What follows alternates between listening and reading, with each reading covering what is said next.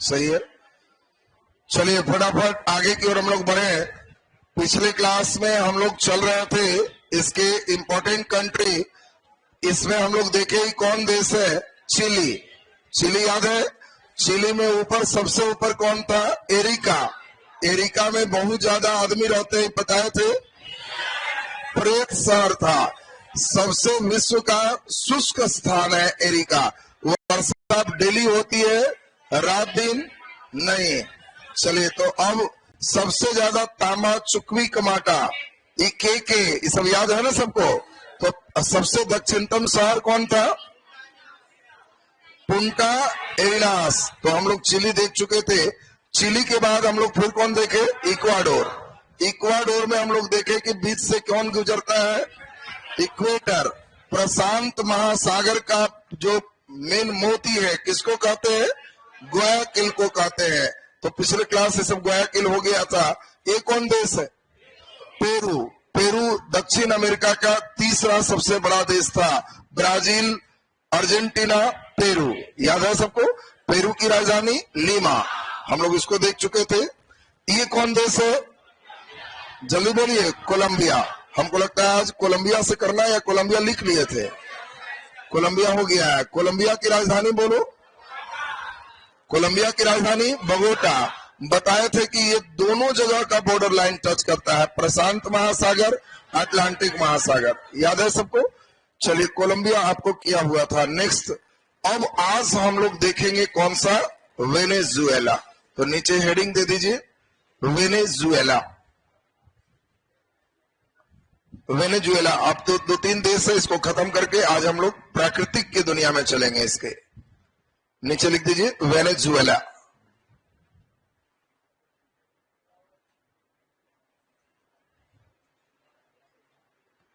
Venezuela. चलो सब लोग हमारे साथ बढ़िया से ध्यान दीजिए। जो बच्चे यहां ध्यान दोगे उनका क्लियर। वेनेजुएला दक्षिण अमेरिका के मानचित्र में देखोगे तो ये सबसे उत्तर में स्थित है। तुम नक्शा देखोगे तो सबसे ऊपर यही है, इससे ऊपर कुछ नहीं। तो ये सबसे उत्तर में स्थित। तो पहला नंबर आपको ध्यान आ गया कि ये दक्षिण अमेरिका के सबसे उत्तर स्थित। दूसरा, वेनेजुएला की राजधानी कहां है?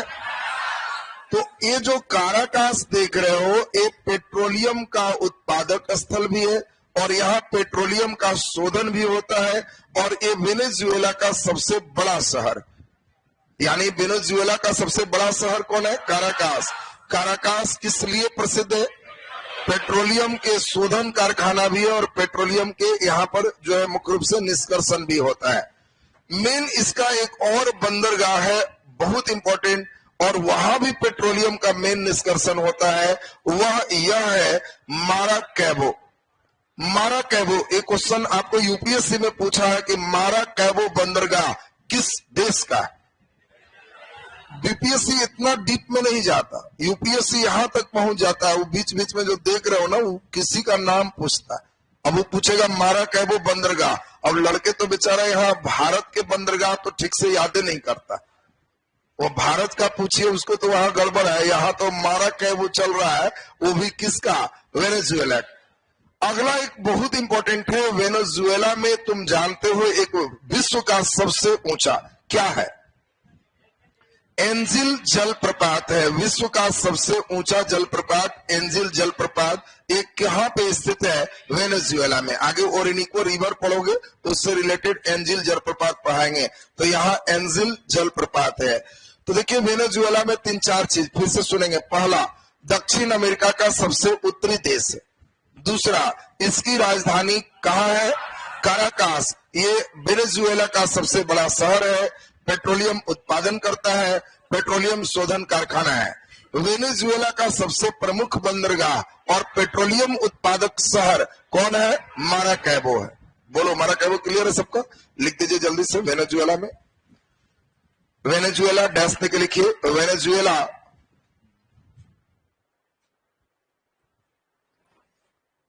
वेनेजुएला दक्षिण अमेरिका का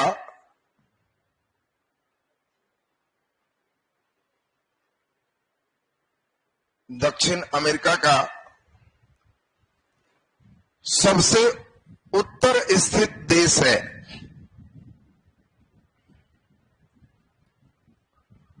सबसे उत्तर स्थित देश है, सबसे उत्तर स्थित देश है। नीचे डैश देके लिख दीजिए। वेनेजुएला की राजधानी काराकास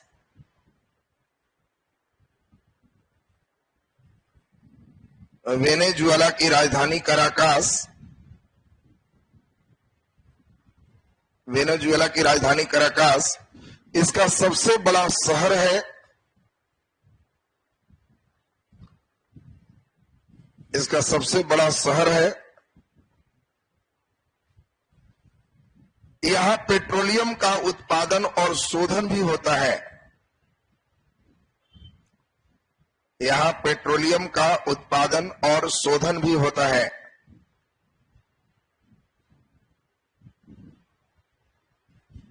पेट्रोलियम का उत्पादन और शोधन भी होता है। उत्पादन और शोधन भी होता है।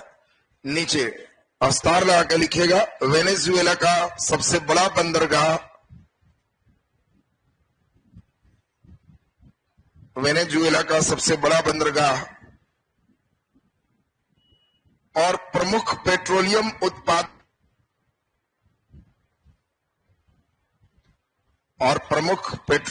उत्पादक शहर माराकैबो है।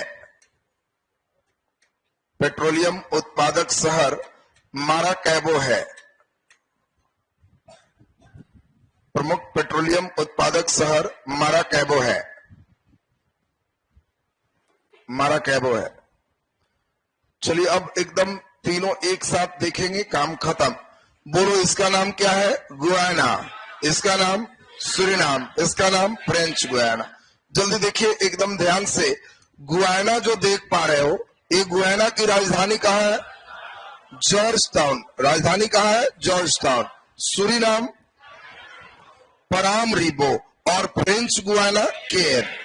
यहां एक दो इंपॉर्टेंट चीज है जिसको थोड़ा सा गौर किया जाए। पहला, सूरीनाम एकमात्र ऐसा देश है दक्षिण अमेरिका में जहां अच्छी संख्या में 28% के लगभग हिंदू की जनसंख्या है। यहां भोजपुरी भाषा खूब बोले जाते हैं। अब सोचो, सूरीनाम में भोजपुर तरफ के लोग काफी ज्यादा संख्या में। वहां आपको महसूस ही नहीं होगा कि पटना बिहार में चल रहा है कि सूरीनाम में चल रहा है। तो सूरीनाम में हिंदू भी है, मुस्लिम भी है और यहाँ भोजपुरी भाषा भी चलते हैं। और सूरीनाम का जो राजधानी है क्या है? परामरीबो। एक बार क्वेश्चन पूछा है, परामरीबो का अर्थ क्या है? बोलो, परामरीबो का अर्थ क्या है? तो परामरीबो का अर्थ है फूलों का शहर। परामरीबो का अर्थ क्या होता है? फूलों का शहर। तो ये फूलों का शहर इसका नाम हो गया। फ्रेंच गुयाना में जो केयर है उसके बगल में एक द्वीप समूह है जिसका नाम सब लोग जानते हो, कोरू।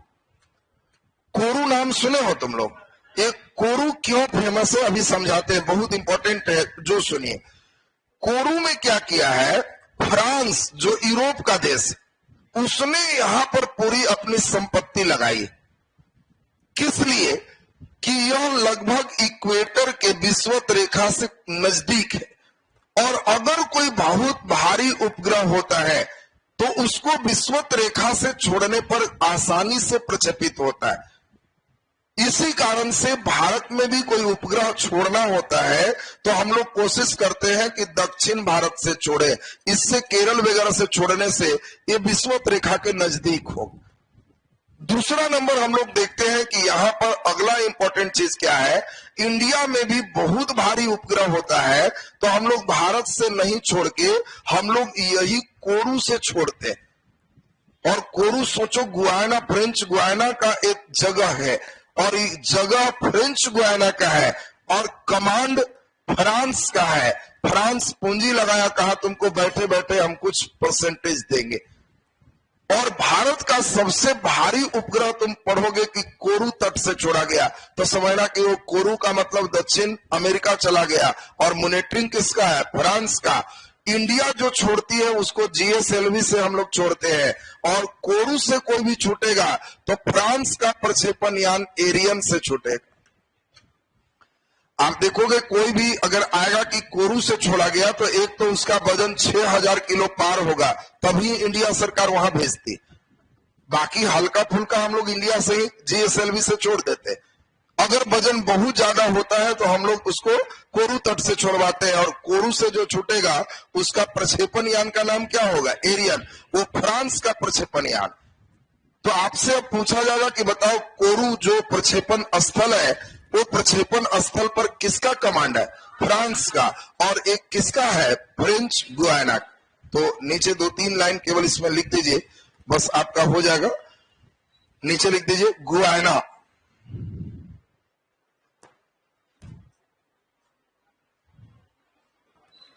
गुयाना नीचे डैश देके लिख दीजिए। गुयाना की राजधानी जॉर्ज टाउन है।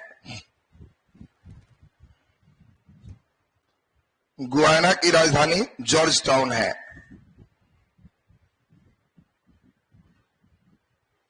गुयाना की राजधानी जॉर्ज टाउन है। चलो नीचे लिखो सूरीनाम। गुयाना में और कोई इंपॉर्टेंट नहीं है चीज। सूरीनाम। सूरीनाम नीचे डैश देखिए। सूरीनाम की राजधानी,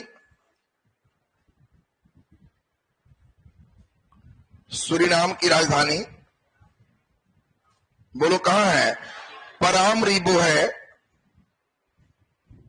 सूरीनाम की राजधानी परामरीबो है। परामरीबो है। नीचे डैश देखिए। परामरीबो का अर्थ,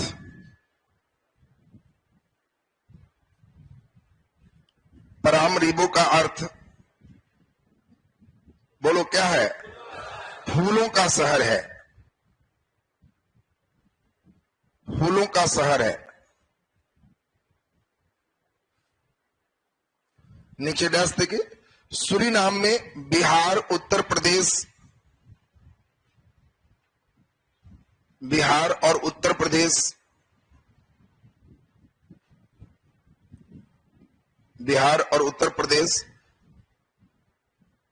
के काफी जनसंख्या निवास करती है। सूरीनाम में बिहार और उत्तर प्रदेश की काफी जनसंख्या निवास करती है। काफी जनसंख्या निवास करती है। यहां के जनसंख्या में 28% हिंदू हैं। यहां के जनसंख्या में 28% हिंदू की जनसंख्या, हिंदू की जनसंख्या। चलिए नीचे लिख दीजिए जल्दी से। French Guiana. French Guiana.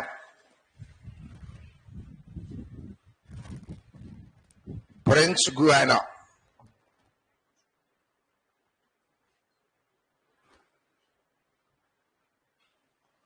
कैसे पहुंचे सूरीनाम? अंग्रेज लोग मेन ले गए थे सूरीनाम में उनको गिरमिटिया मजदूर के रूप में। चलिए नीचे फ्रेंच गुयाना में डैश के लिख दीजिए। फ्रेंच गुयाना की राजधानी केएन है। एसएससी वगैरह में करेंसी आएगा, बीपीएससी में करेंसी वगैरह नहीं आता। फ्रेंच गुयाना की राजधानी केएन है। फ्रेंच गुयाना की राजधानी केएन है। केएन है। नीचे डैश के लिखिए। फ्रेंच गुयाना का द्वीप, फ्रेंच गुयाना का एक द्वीप, फ्रेंच गुयाना का एक द्वीप कोरू द्वीप, फ्रेंच गुयाना का एक द्वीप कोरू द्वीप, कोरू द्वीप पर फ्रांस का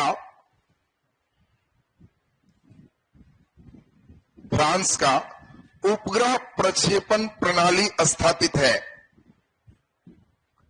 कोरू द्वीप पर फ्रांस का उपग्रह प्रक्षेपण प्रणाली स्थापित है। उपग्रह प्रक्षेपण प्रणाली स्थापित है।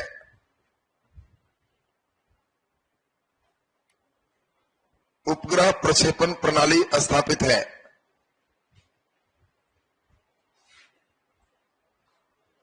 उपग्रह प्रक्षेपण प्रणाली स्थापित है।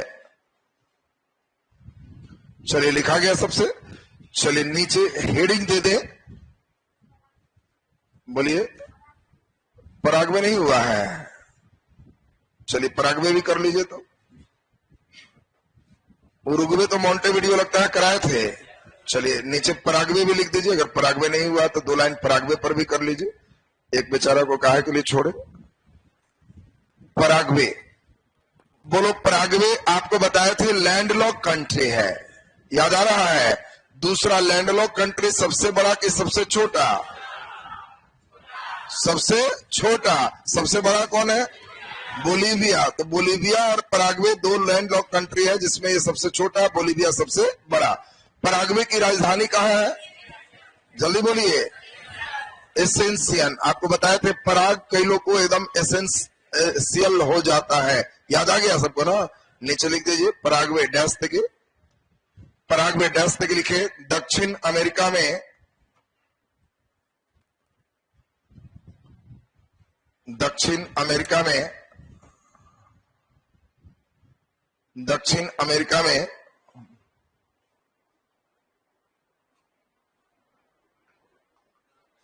पराग्वे,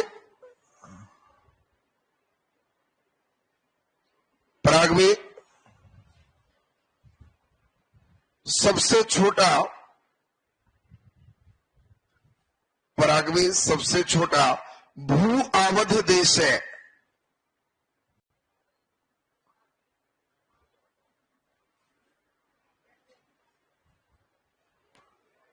भू आवध देश है। भू आवध माने क्या होगा? Very good. जमीन से घिरा हुआ, लैंडलॉक कंट्री, सबसे छोटा भू आवध देश है। नीचे डैश के लिख दीजिए। पराग्वे की राजधानी, पराग्वे की राजधानी एसेंसियन है। पराग्वे की राजधानी एसेंसियन है। एसेंसियन है। चलिए नीचे हेडिंग दो। दक्षिण अमेरिका का प्राकृतिक जीवन। इतना दूर हम लोग कौन सा जीवन देख रहे थे? राजनैतिक। राजनैतिक अब कंप्लीट हुआ, यहां से प्राकृतिक चलेगा। दक्षिण अमेरिका का प्राकृतिक जीवन। प्राकृतिक में जैसे जैसे मानचित्र होगा आपको मेहनत करके घर पे बनाना होगा, उसी पे वर्क करना होगा। दक्षिण अमेरिका का प्राकृतिक जीवन। नीचे हेडिंग दे दो पर्वत और पठार। पर्वत और पठार। पर्वत और पठार। चलिए सभी लोग खूब बढ़िया से हमारे साथ सुनोगे। सब लोग जरा ध्यान दो हमारे साथ, एकदम आपको क्लियर होते चला जाए। देखो ये जो पर्वत देख रहे हो, यहां से शुरू हो करके और ये पर्वत का हिस्सा यहां से ले लेके नॉनस्टॉप यहां तक है। ये पर्वत विश्व का सबसे लंबा पर्वत। वर्ल्ड में इतना लंबा, ऊंचा में हिमालय है, लंबा इतना कोई पर्वत नहीं। और यह पर्वत का नाम क्या है? एंडीज पर्वत श्रेणी। तो आपको कभी भी पूछा जाए कि वर्ल्ड का सबसे लंबा पर्वत श्रेणी कौन है? एंडीज पर्वत श्रेणी। दूसरा अब आपके लिए एक अच्छा प्रश्न है, एंडीज पर्वत श्रेणी आखिर कितना लंबा है? लंबा वर्ल्ड का सबसे ज्यादा है तो आखिर कितना? तो एंडीज पर्वत श्रेणी लगभग 8900 किलोमीटर लंबा है। माने 9000 लगभग किलोमीटर इसकी लंबाई। तो ये लंबाई काफी अधिक हो गया। और एंडीज पर्वत दक्षिण अमेरिका के कितने देश से गुजरती है? नक्शा देखो। एंडीज पर्वत दक्षिण अमेरिका के कितने देश से गुजरती है? तो यह दक्षिण अमेरिका के 7 देश से गुजरती है। और आपको 7 देश का नाम बताना है। सबसे ऊपर जल्दी बोलो, कौन है? कोलंबिया। वेनेजुएला।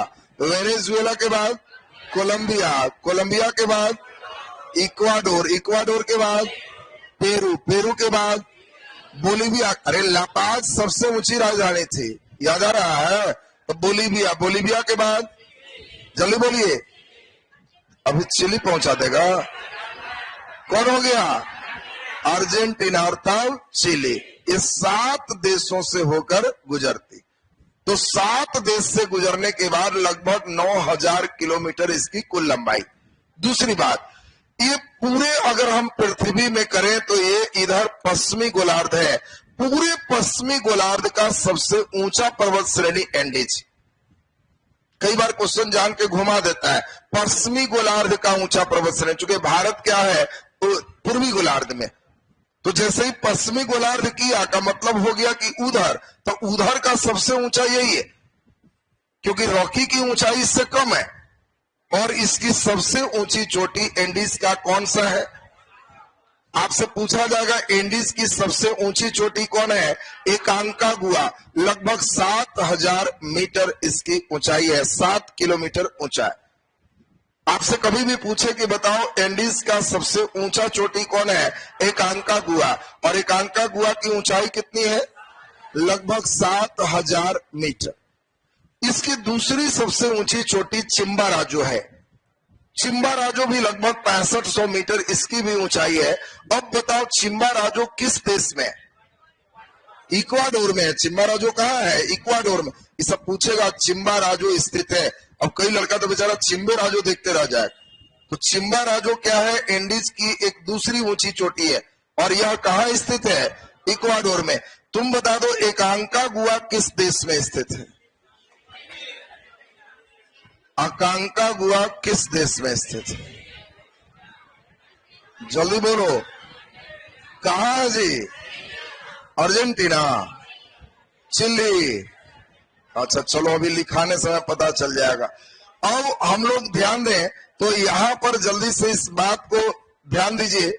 इस बात को अभी हम लोग पहले नोट करते चलेंगे। नीचे लिख दीजिए पर्वत और पठार, हेडिंग दे दिए सबको। नीचे लिख दो एंडीज पर्वत श्रेणी। अच्छा, कुछ बच्चे बहुत तेज है, चिली अर्जेंटीना दोनों मार दिया है कि सर जाएगा कहां। लिखे एंडीज पर्वत श्रेणी, नीचे डैश देके लिख दीजिए एंडीज पर्वत श्रेणी। एंडीज पर्वत श्रेणी विश्व का सबसे लंबा पर्वत श्रेणी है। एंडीज पर्वत श्रेणी विश्व का सबसे लंबा पर्वत श्रेणी है।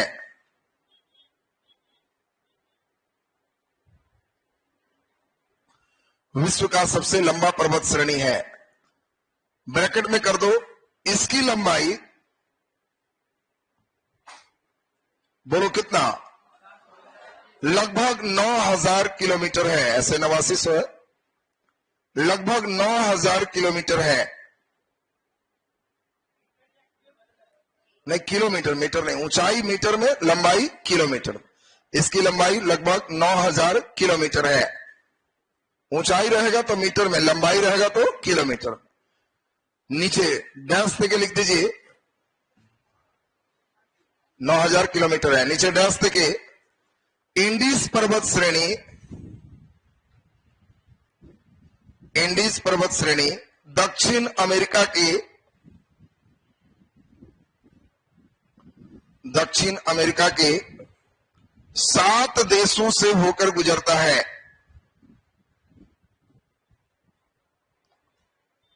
दक्षिण अमेरिका के 7 देशों से होकर गुजरता है। 7 देशों से होकर गुजरता है। चलिए नीचे पहला नंबर, ऊपर से चलो, बोलो सबसे ऊपर वेनेजुएला। पहला वेनेजुएला,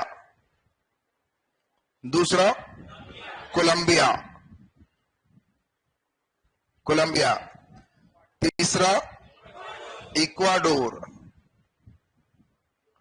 इक्वाडोर, चौथा पेरू, बढ़ते जाना है, इक्वाडोर के बाद पेरू, पांचवा बोलीविया, लपाज यहीं पे हो जाएगा, बोलीविया, बोलीविया। छठा अर्जेंटीना, अर्जेंटीना। और सातवां चिली, अर्जेंटीना और चिली। लिखा गया सबसे नीचे अस्तार लगा के डैस्ते के लिख दीजिए। एंडीज पर्वतमाला, एंडीज पर्वतमाला पश्चिमी गोलार्ध का सबसे ऊंचा पर्वत श्रेणी है।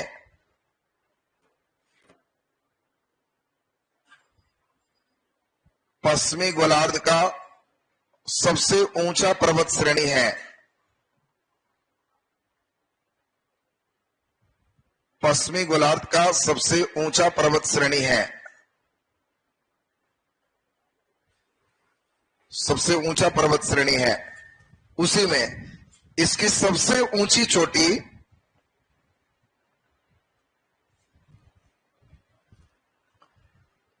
इसकी सबसे ऊंची चोटी अकांकागुआ है।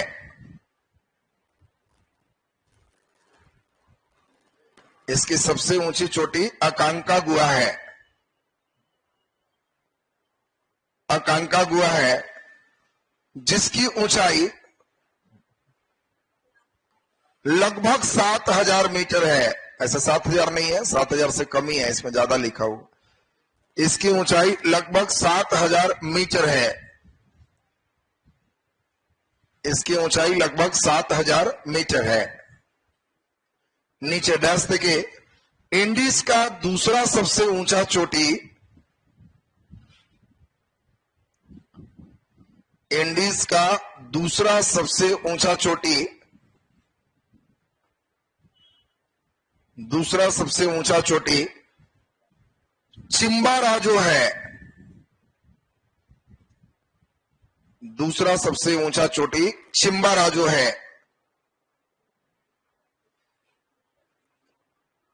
चिम्बाराजो है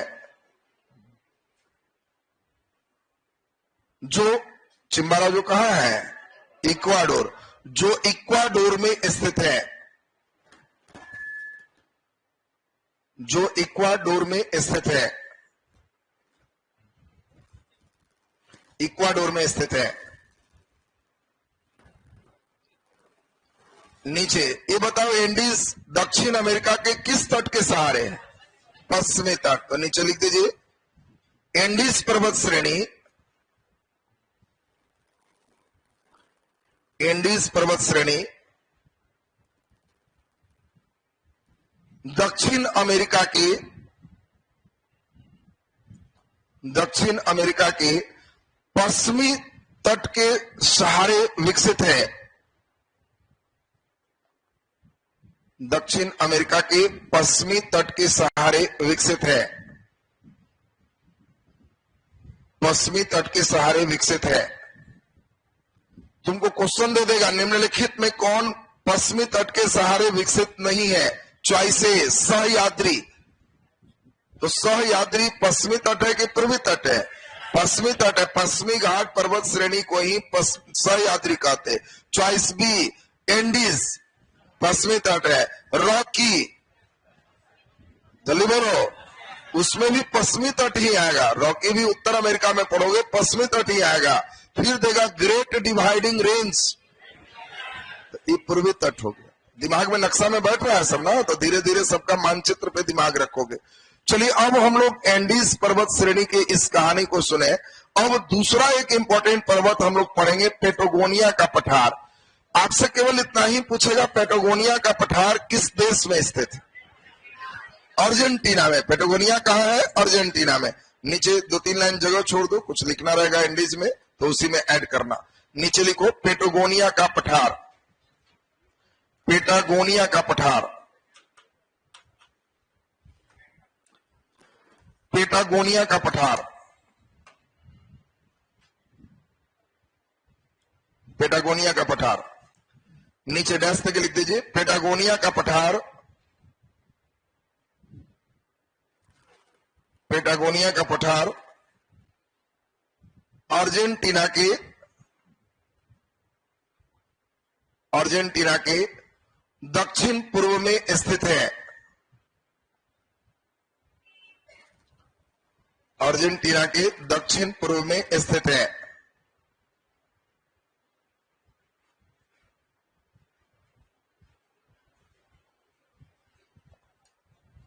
चलिए नीचे हेडिंग दे दो, मरुस्थल।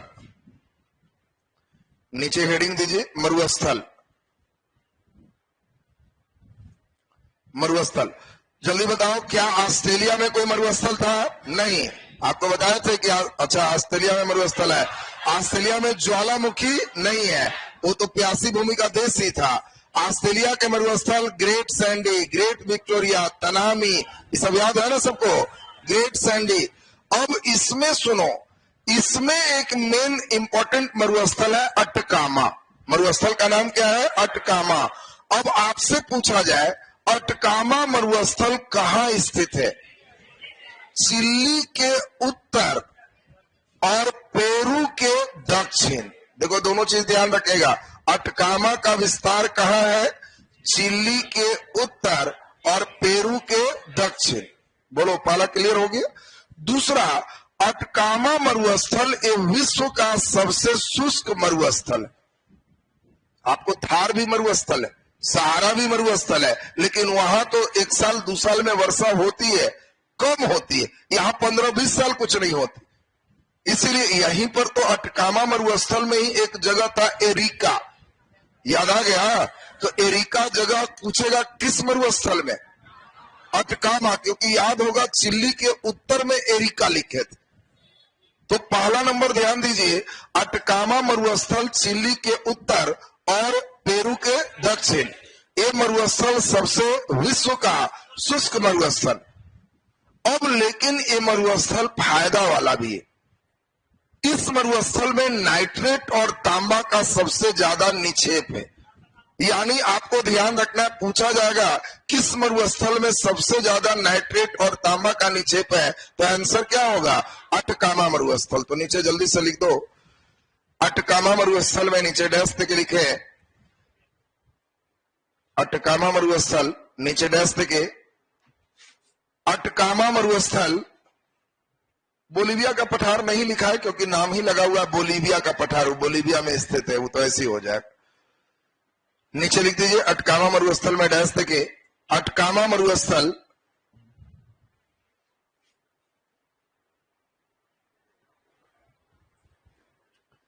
अटकामा मरुस्थल चिली के उत्तर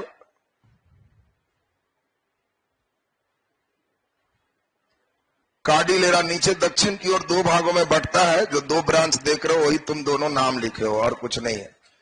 अटकामा मरुस्थल चिली के उत्तर और पेरू के दक्षिण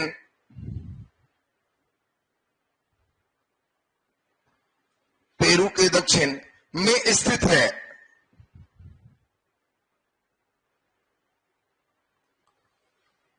पेरू के दक्षिण में स्थित है।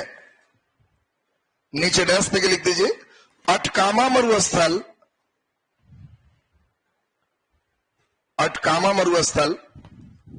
विश्व का सबसे शुष्क मरुस्थल है। अटकामा मरुस्थल विश्व का सबसे शुष्क मरुस्थल है। विश्व का सबसे शुष्क मरुस्थल है। सबसे शुष्क मरुस्थल है। नीचे डैश पे लिख दीजिए अटकामा मरुस्थल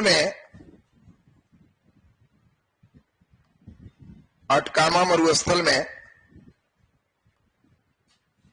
तांबा और नाइट्रेट का निक्षेप है।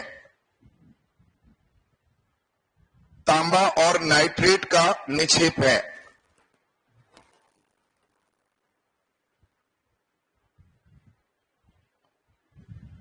चलिए नीचे अब डबल स्टार लगा देना, ये इंपॉर्टेंट अब हेडिंग हो जाएगा। हेडिंग दे दो दक्षिण अमेरिका के ऊंचे और नीचे क्षेत्र। दक्षिण अमेरिका के ऊंचे और नीचे क्षेत्र। ऊंचे और नीचे क्षेत्र, दक्षिण अमेरिका की ऊंचे और नीचे क्षेत्र। देखो दक्षिण अमेरिका में कुछ जगह खूब ऊंचा है और कुछ जगह खूब नीचा है। नीचा क्षेत्र को क्या कहते हैं? चाको। याद आ रहा है? नीचा दलदली क्षेत्र को ग्राम चाको। कुछ ऊंचे क्षेत्र हैं, सिल्वास, लानूस, गुआना उच्च भूमि, कैंपोस, पंपास क्षेत्र। इधर से क्वेश्चन रहता है, तो इसको एक बार बढ़िया से समझना है, तब नदी के दुनिया में आएंगे। नदी फिर होने के बाद तब झील आएंगे, उसके बाद तब यहाँ के पशु पक्षी आएंगे, तब खनिज आएंगे, तब जाके कंप्लीट हो जाएगा। बोलो क्लियर है सबका? तो अभी 2 से 3 दिन और चलाएंगे दक्षिण अमेरिका, तब दक्षिण अमेरिका पूरा कंप्लीट। तब टेस्ट होगा दक्षिण अमेरिका से 25 क्वेश्चन, फिर पूरा पढ़ लोगे तब टेस्ट होगा, तब उधर उत्तर अमेरिका की ओर लेके चलेंगे। आज पुनः 10 बजे से टेस्ट है। टेस्ट में एकदम एनर्जी के साथ बने रहना, इन्हीं की बुढ़ा नहीं कितना टेस्ट है, उसमें बने रहेगा, जो बने एकदम बनाएगा। उसमें 10 बजे फिर हम लोग मिलते हैं आगे के टेस्ट में।